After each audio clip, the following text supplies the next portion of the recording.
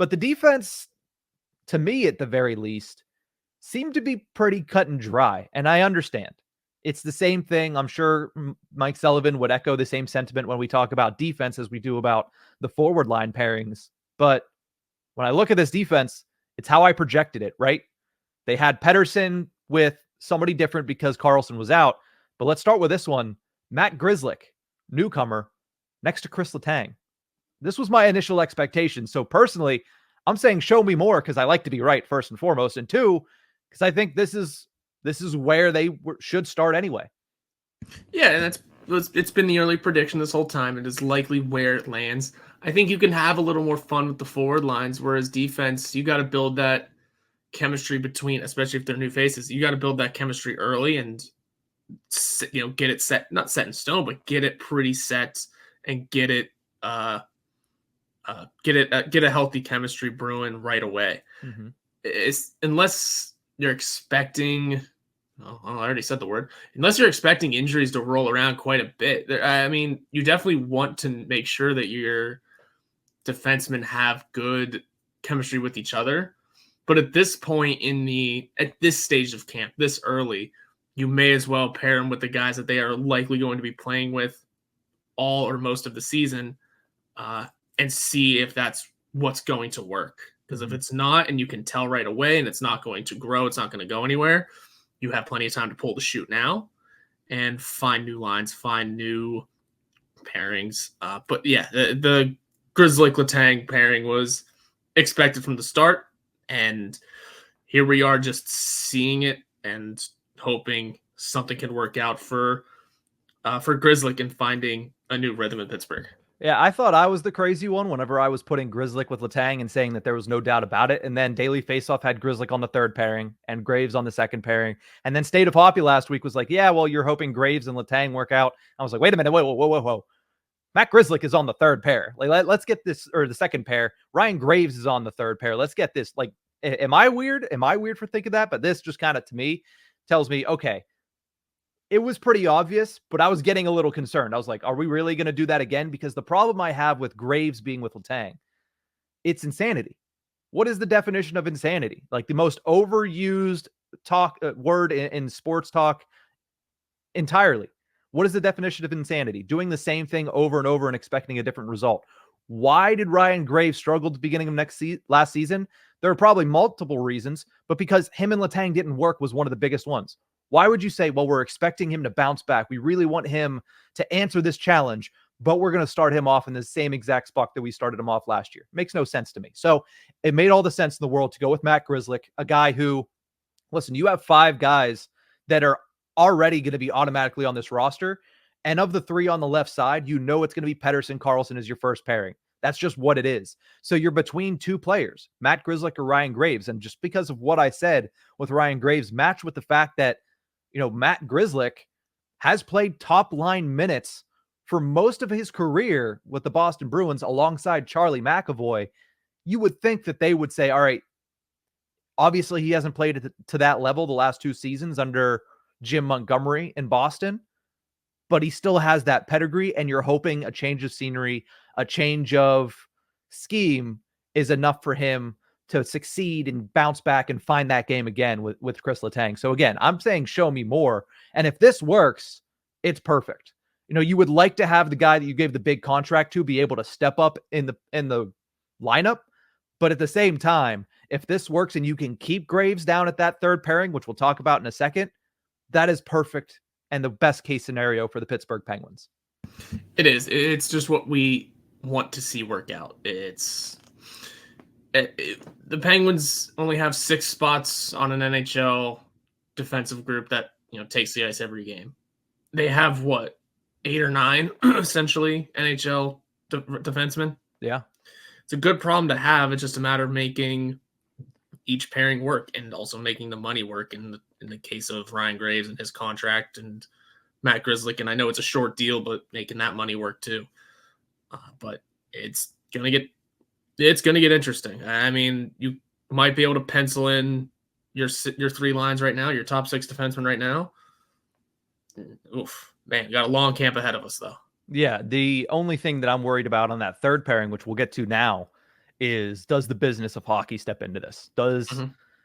Kyle Dubas say, you know what, we don't want to lose this guy? If it comes down to one or two players and one of them is waivers exempt, a la Jack St. Ivany, does Kyle Dubas say, well, I'd rather not risk losing this other player. I want to see what he can do versus just sending down the guy that's waivers exempt. And that is what the third pairing was to start out camp. The third pairing that I want to see, the third pairing that I believe a lot of you want to see that are listening and watching right now on YouTube or wherever you get your podcast from, Ryan Graves and Jack St. Ivany. That's a whole lot of man meat, Horwat. You got 6'5", 220 in Ryan Graves. You got 6'3", 198 in Jack St. Ivany. That is a big-bodied third pairing. St. Ivany uses it a little bit. Graves, you're 6'5", 220. Please use it. Like, that should be part of his resurgence this year. Please use your body as it's intended to be. You're a big guy. Get some people out of the net front. You can bully some people if you want to be a little bit aggressive. Again, that might be out of the realm of possible. That might be asking him to do something that is not in his nature. But I think you, at the very least, need to ask and see him try. But at the end of the day, it's Graves and St. Ivany to start out camp. Do you want to see more of that, or are you shutting that down? I'm kind of on the fence because of where Sebastian Aho maybe files into this lineup, if he files in. Because Jack St. Ivany, you're right, this is where the business comes in. I like what St. Ivany brought to the team last year, especially down that stretch run. And he and Ryan Shea looked really good. But I'm also a fan of changing things up, and I get Jack St. Ivany was already a change up from what the Penguins were rolling with. But, man, I don't know. It's a tough one because I like St. Ivany a lot. I like him in the lineup. I like him on this team. But also, I think I would also like Sebastian Aho in this lineup and on this team. So I'm extremely torn. And I'm mostly torn because, obviously, in a perfect world, we're thinking find the trade partner for Ryan Graves if possible. That just doesn't seem to be happening. So I would say for the time being, because of this is the pairing that it is right now, because we're working this camp to start without Carlson, I'm going to say for now, yeah, I'd like to see some more. Just because, again, St. Ivany did do really good things at the end of last season, and he's only getting better. He's at that age where he's still improving, and again, Sebastian Aho also isn't a proven commodity in this lineup. We don't know if it's just not going to fit. You know, the style of play can fit all at once, can make sense all at once, if it's about the mindset of the player as well. So for the time being, because St. Ivany has that familiarity with the team, maybe even a little bit with Graves, this is a good start. Yeah, the one guy that I think is on the outside looking in, and you're hoping he doesn't get claimed on waivers, is Ryan Shea. Because to be able to have that Shea St. Ivany defense pairing in your back pocket this year would not be a bad thing. They looked really good together, both at the American Hockey League level and at the National Hockey League level. But I think that if St. Ivany sticks, Shea's the guy that ends up getting put on waivers. And if he's grabbed, that's one more tool taken out of your toolkit if you're Mike Sullivan, because it'd be nice to be able to go back to that if, injuries persist, which, Horwat continues to put that evil out into the world. But that's fine. But honestly, I'd like to see this. I think show me more, show me so much more. I want to see this because I think this is the pairing that sets Ryan Graves up for the most success. And I think if you're the Penguins, you need Ryan Graves to find success this year. I know it's a very low bar to say he needs to be better than he was last season, but you need him to not just be better, but prove that he is closer to what you're paying for this season. And starting him on the third pairing with Jack St. Ivany, I think sets him up for the best chance to get that. Now, the question is, of course, throughout the next 2 weeks, can St. Ivany outperform the other bubble players who have to go through waivers? Ryan Shea, I think that is going to be the biggest topic of discussion. If I have to, make an assumption, is going to be those two. Sebastian Aho signed a 2-year contract. He has a roster spot. Whether or not that is as the 7th defenseman or the 6th defenseman, that remains to be seen. I think Aho is the 7th. St. Ivany is the 6th, is what I'd like to see. We'll see how everything plays out. Yeah, listen, I spoke highly of Ryan Shea last camp because I was there in person seeing what he was able to do. I don't know if I'd have that same opinion this year because now I've seen a whole season. Now I'm seeing other faces enter the organization, enter camp, and are going to be fighting just as hard, if not harder, than Ryan Shea did last year.